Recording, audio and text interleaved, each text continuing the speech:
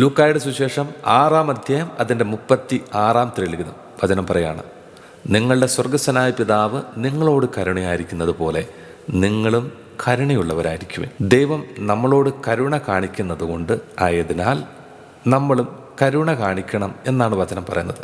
നമുക്ക് ദൈവത്തിൻ്റെ അടുക്കൽ നിന്ന് ധാരാളം കരുണ വേണം. നമ്മൾ അതിനുവേണ്ടി പ്രാർത്ഥിക്കുന്നു. പക്ഷേ പലപ്പോഴും നമ്മൾ അതിൻ്റെ ഒരു അംശം പോലും മറ്റുള്ളവർക്ക് കൊടുക്കാനായിട്ട് തയ്യാറാകുന്നില്ലെന്നുള്ളതാണ് ഒരു വലിയ സത്യം. പ്രിയപ്പെട്ടവരെ, ദൈവം നമുക്ക് നൽകുന്ന കരുണയില്ലേ, ആ കരുണ അനുഭവിച്ച് ജീവിക്കുന്നവരാണ് നമ്മൾ. എല്ലാ ദിവസവും ഈ കരുണയിലാണ് നമ്മൾ ജീവിക്കുന്നത്. ഈ കരുണ അനുഭവിക്കുന്ന വിധം, അതിൻ്റെ രീതി, അത് നമുക്ക് നന്നായിട്ട് മനസ്സിലായാൽ തീർച്ചയായിട്ടും നമുക്കും മറ്റുള്ളവരോട് കരുണ കാണിക്കാനായിട്ട് തോന്നും. ദൈവം നമ്മളോട് കരുണ കാണിക്കുന്നത് എങ്ങനെയാണ്?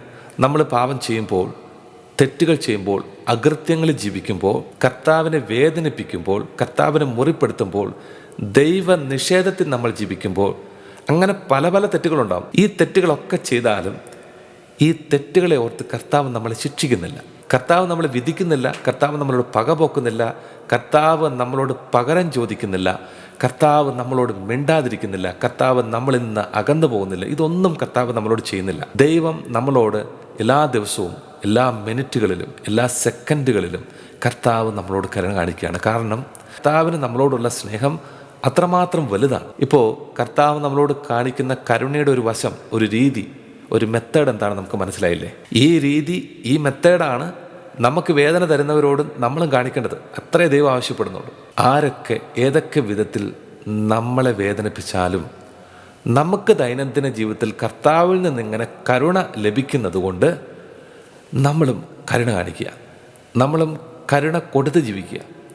കരുണ അനുഭവിച്ച് ജീവിക്കുന്നവരായിട്ട് മാത്രം മാറിപ്പോകരുത്. ആ കരുണ കുറച്ചെങ്കിലും കൊടുക്കാൻ നമുക്ക് സാധിക്കണം. നമ്മൾ കരുണ കാണിക്കണം പ്രിയപ്പെട്ടവരെ. കാരണം എന്തെന്നറിയാമോ?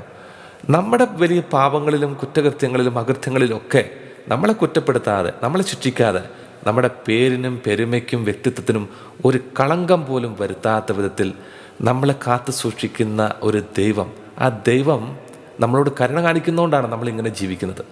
അല്ലെങ്കിൽ നമുക്ക് ഈ സമാധാനം, സന്തോഷമൊന്നും ഭൂമിയിൽ ഒരിക്കലും ഉണ്ടാകില്ല. അതുകൊണ്ട് നമ്മുടെ സ്വർഗസ്വനായ പിതാവ് നമ്മളോട് കരുണ കാണിക്കുന്നത് പോലെ നമുക്കും മറ്റുള്ളവരോട് കരുണ കാണിച്ച് ജീവിക്കാം. ഒരു നിമിഷം നമുക്ക് കർത്താവിൻ്റെ സാന്നിധ്യത്തിൽ പ്രാർത്ഥിക്കാം. കർത്താവേ, എൻ്റെ ജീവിതത്തിൽ എന്നോട് അങ്ങ് കരുണ കാണിക്കുന്നത് പോലെ എൻ്റെ പ്രിയപ്പെട്ടവരോട്, എൻ്റെ ജീവിതത്തിൽ ഞാൻ കണ്ടുമുട്ടുന്നവരോട് കരുണ കാണിക്കാനുള്ള കൃപ എനിക്ക് നൽകണമേ. ഇല്ലായ്മയിൽ ജീവിക്കുന്നവരോട് കരുണ കാണിക്കാനുള്ള കൃപ നൽകണമേ. എന്നെ വിഷമിപ്പിക്കുന്ന, എന്നെ വേദനിപ്പിക്കുന്ന, എന്നെ മുറിപ്പെടുത്തുന്ന വ്യക്തികളോട് കരുണ കാണിക്കാനുള്ള കൃപ എനിക്ക് നൽകണമേ.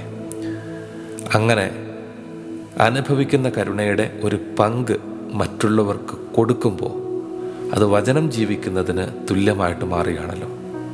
അങ്ങനെ അങ്ങയുടെ വചനത്തിൽ ജീവിക്കാനുള്ളൊരു ഭാഗ്യം എനിക്ക് നൽകണമേ എന്ന് ഞാൻ പ്രാർത്ഥിക്കുന്നു.